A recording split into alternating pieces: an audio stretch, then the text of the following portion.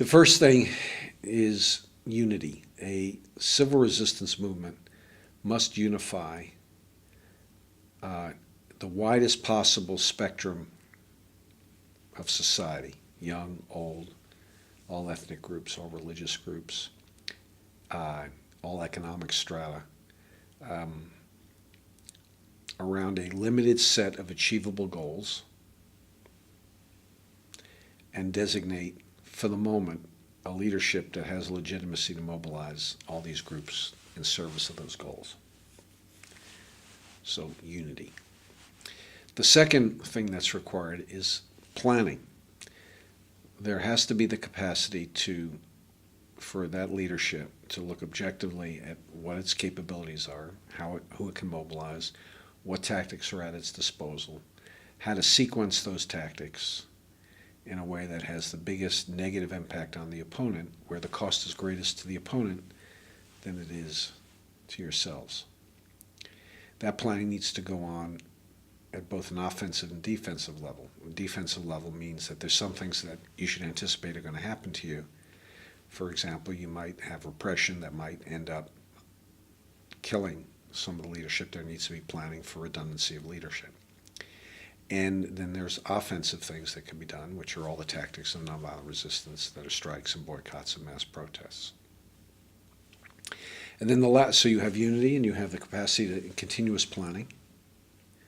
And then the last of the three is nonviolent discipline.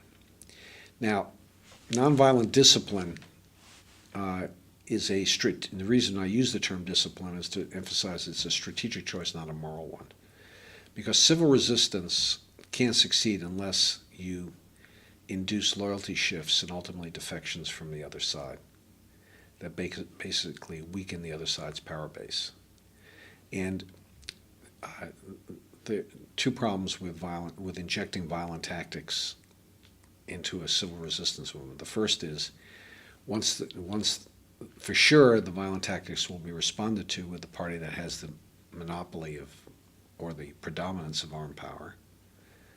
And so once that response comes, it's highly likely that the wide majority of the population will go indoors, because not everybody is willing to take the same risks for a civil resistance movement. The general population that you work so hard to get involved, they're the group that's most likely to be willing to take the least risk. And when violence is afoot, they'll go indoors. And the second reason is that you're specifically trying to create loyalty shifts amongst the opposition. It's very hard to create those loyalty shifts when you're threatening to kill them or maim them. It just doesn't, the two don't go together.